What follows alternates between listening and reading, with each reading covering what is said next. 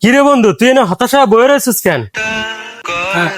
আর কইস না রে, আমি যে প্ল্যান করে ওই প্ল্যানেই ভিজতে যায়।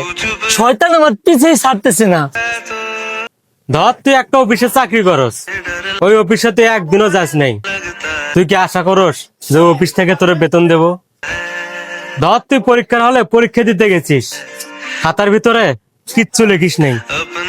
ওইখান থেকে কি তুই ভালো রেজাল্টের আশা করতে পারবি? না, আমি যদি ভালো কিছু নাই করি তাহলে ভালো কিছুর আশা কেমনে করব? দেখ, তুই যার কাছে চাইলে পাবি, তার কাছে চাইতে হবে, কিন্তু চাওয়ার মতো চাইতে হইব। কিন্তু তুই যার কাছে চাবি তার আগে খুশি করতে হইব। রাত যখন গভীর হয় তখন আল্লাহ তাআলা প্রথম আসমানের নিচে চলে আসেন আর বলেন, হে আমার বান্দা, তোমাদের কার কি লাগবে আমার কাছে চাও, আমি তোমাদেরকে দেব।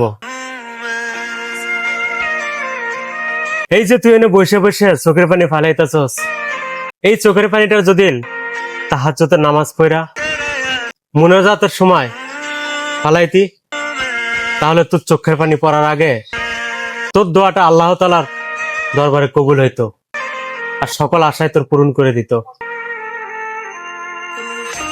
দেখ, তুই মানুষের সামনে চোখের পানি ফেলাবি, মানুষ তোরে সান্ত্বনা দেব, আর আল্লাহর কাছে চোখের পানি ফেলাবি, তোর চোখের পানি পড়ার আগেই আল্লাহ তোর সকল আশা পূর্ণ করে দেব।